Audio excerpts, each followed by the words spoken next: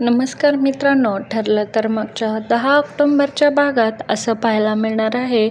अर्जुन सायलीला जरा सांगत असतो की तुम्ही जास्त टेन्शन घेऊ नका. प्रतिमा त्या तिकडे बऱ्या असतील आणि तुम्ही इथे जास्तच काळजी करत बसाल. त्या तिकडे ठीक आहेत, त्यांच्या घरी सेफ आहेत. सिनियर त्यांना खूप छान बघून घेत आहे आणि तुम्ही इकडे चिंता का करत आहेत? मग त्यावर सायली म्हणते, कसं नाही होणार हो सर चिंता, कशी काळजी नाही वाटणार? एवढे दिवस ते माझ्यासोबत होते ना, मला थोडं तरी वाईट वाटणार ना? किती जरी मनाला सांगितलं तरी थोडं तरी वाईट वाटणारच ना? कशी नाही आठवण येणार त्यांची? असं सायली म्हणत असते. मग अर्जुन म्हणतो, हो तुमचं बरोबर आहे, पण एवढं पण काळजी करणं बरं नव्हे. मग त्यावर सायली म्हणत असते, मी ज्या ज्या लोकांना माझं मानलं आहे ना, देवाने माझ्यापासून लांब केलेलं आहे. पहिला मुळात माझे आईवडील माझ्यासोबत राहिले नाहीत. मग बघा ना, आता रविराज काकांना आधी सगळं प्रिया त्यांची मुलगी आहे हे कळायच्या आधी मला ते मुलगी मानत होते. मग नंतर आमच्यात दुरावा आला. आता मी हे घर सोडून जाणार आहे, आपलं कॉन्ट्रॅक्ट संपणार आहे, हे जेव्हा कळेल ना, तेव्हा आई बाबासुद्धा मला लांब करतील, माझ्यावर तिरस्कार करतील. मग अर्जुन म्हणतो की तसं काहीही घडणार नाही आहे. तुम्हाला आज सिनियरला तुम्ही काका म्हणताना, सिनियर खूप चांगला आहे, तो तुम्हाला मुलगीच मानेल. आणि प्रतिमा त्यात तुमचं नातं कसं आहे ना, हे सगळ्यांना माहीत आहे. तुम्ही कधीसुद्धा जाऊन भेटू शकाल. आपल्याला मिशन एकच कंप्लीट करायचं आहे, महिपत आणि साक्षी. प्रियाचा पर्दाफाश करायचा आहे आणि मधुभाऊंना जेलमधून सोडवायचं आहे जामीनवर. मग सायली खुश होते आणि इकडे ती स्वयंपाकघरात चहा करायला आलेली असते सकाळी. तिचं लक्ष लागत नसतं. ती मनातल्या मनात म्हणत असते की प्रतिमा आत्या असल्या की नाही, बोलता बोलता कसं काम संपायचं कळायचंच नाही, असं ती म्हणत असते. इकडे तितक्यात पूर्णा आजी आणि कल्पना देखील आलेले असतात. मग पूर्णा आजीचं लक्ष सायलीकडे जाते. सायलीला अगं सायली, तुझं लक्ष कुठं आहे? चहा उकळून चाललेला आहे बघ तिकडे. मग त्यावर सायलीला म्हणते, मला माहिती आहे तुझं लक्ष कुठं आहे, तू इकडे येऊन बस. मग सायली डायनिंग टेबलवर येऊन बसते. मग पूर्ण आजीला म्हणत असते की सायली, मला माहिती आहे तुझं लक्ष कुठं आहे. प्रतिमाला शोधत आहेस ना तू? प्रतिमा नाही आहे म्हणून अस्वस्थ आहेस ना? हो ग, मला सुद्धा असंच वाटत आहे. घरात ना एक माणूस जरी गेला तरी ना खूप काही फरक पडतो, कसं तरीच होतं. कल्पना म्हणते, हो ना, इतके माणसं आहोत आपण, तरीसुद्धा एक माणूस गेला तरी कसं वाटत आहे ना, अगदी घर रिकामं रिकामं वाटत आहे. मग त्यावर पूर्ण आजी म्हणते, हो ग प्रतिमा त्या, आणि प्रतिमा जायला नको होतं ना, असं वाटतं की त्या सगळ्यांकडं जावं, परत त्यांना बोलवून आणावं. मग त्यावर सायली म्हणते, असं कसं? त्या तर त्यांच्या घरी जाणार ना, आपण कसं अडवू शकणार, असं सायली म्हणत असते. मग इकडं चैतन्य आणि अर्जुन एकमेकांशी बोलत असतात की आता आपल्याला त्या प्रियाचा गेम संपवायला हवा आहे, म्हणजे तो टॉपिक पुन्हा बोलायला नको आहे, तीच खरी तन्वी आहे हे मानून आपल्याला गप्प बसायचं आहे. त्यावर चैतन्य काही गप्प बसत नाही. तो म्हणतो, असं कसं गप्प बसायचं रे अर्जुन, मी स्वतः बघितलं आहे ना, तिच्या पायावर कोणतंही चिन्ह नाही आहे म्हणजे नाही आहे. मग अर्जुन म्हणतो की हो रे, मी स्वतः बघितले, तिच्या पायावर चिन्ह आहे. तिला हे कळलं आहे की मी तिच्यासोबत प्रेमाचं नाटक करत आहोत. मग इकडे महिपत आणि साक्षी बोलत असतात की साक्षी म्हणत असते की अण्णा, आपल्याला आता त्या आश्रमच्या वरनं स्टे हटलं की नाही, पटकन काम करायला हवं. म्हणजे प्रिया म्हटल्यासारखं सुभेदारांच्या सगळ्यांचं लक्ष त्या प्रतिमाकडं आहे, कोणाचंच लक्ष आपल्याकडं नाही. म्हणजे त्या अर्जुनचं पण लक्ष नसणार आहे. आपल्याला पटकन काम उरकून करायला पाहिजे. म्हणजे त्या जजला तुम्ही पटकन सांगा, म्हणजे ते काम करेल की नाही हो अण्णा तो. मग तितक्या हा जजचा फोन आलेला असतो. महिपत म्हणतो, हे बघ, नाव घेतलं तर त्याचं फोन आलेला आहे, मी बोलतो थांब, म्हणून जजसोबत तो बोलत असतो. नमस्कार जज साहेब, गरिबांची आठवण केलात असं म्हणतो. काय बोलताय तुम्ही? मी ना कानूनशी वागतो, मी जसं आहे तसं काम करून देतो. मग जजने ह्यांचं काम करतो म्हणल्यावर इकडे साक्षी आणि महिपत खूप खुश असतं. अगदी साक्षी तर खूप खुश असते, महिपतला मिठीच मारते जाऊन. इकडे चैतन्याने अर्जुन आता घाबरलेले असतात की आता केस कसं लढवायचं. मग अर्जुन सांगतो की हो, तिचं चॅप्टर बंद करून आपल्याला महिपत आणि साक्षीकडे लक्ष द्यायला हवे, म्हणजे त्यांचं ना लक्ष नसेल आपल्याकडं. इतके दिवस शांत होते ना, मग एकदम डाऊट टाकायचा की त्यांना काही कळणारच नाही आहे. हे बघ, हे रिकामं ग्लास आहे ना, आता तसंच त्यांचंसुद्धा गेम ओव्हर करायचं आहे आपल्याला.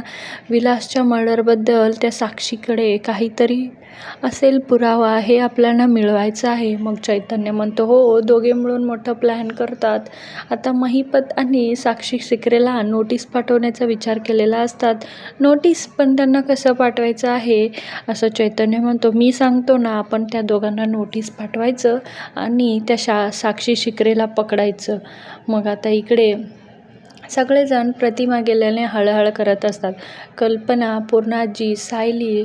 पूर्णाजीला तर मनच लागत नसतं. सायलीसुद्धा बिचारी, डोळ्यात पाणीच असतं तिच्या. कधी एकदा प्रतिमा त्याला भेटू की काय असं वाटत असतं. मग इकडे विमलताई सांगते हो ना, प्रतिमा त्याची इतकी आठवण डोक्यातून गेलीच नाही आहे ना.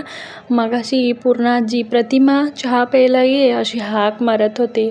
मग सवयच झाली आहे गं, काय करू. मग तुम्ही एरवी चहा प्रतिमासोबत प्यायचा ना, म्हणून तुम्हाला सवय झालेली आहे असं म्हणत असते कल्पना. मग त्यावर पूर्ण आजी म्हणते की हो गं, खूप सवय झाली, आता ही सवय मला मोडायला हवी अशी म्हणते. मग पूर्ण आजी म्हणते कल्पना, आपण प्रतिमाला भेटून येऊया का गं.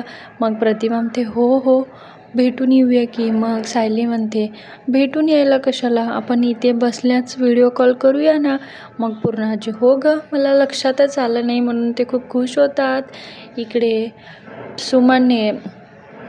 सुमन प्रतिमासाठी सगळा फराळ केलेला असतात. साबुदाणा, जामून हे सगळं तिच्या आवडीचे केलेले असतात. मग तितक्यात रविराज, सुमन काय करत आहे, हे सगळं बेत केले होते ना वहिनींच्या आवडीचं, म्हणून जरा उशीर झाला हा, मी वाढून देते थांबा. मग रविराज म्हणतो नाही गं, मी वाढतो, थांब, दे.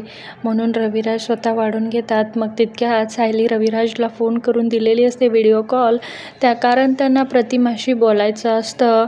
मग इकडे पूर्ण आजी म्हणते काय हो रविराज, काय करत आहात, बरे आहात ना. मग रविराज म्हणतात काय हो पूर्ण, लेकीची आठवण आली की काय.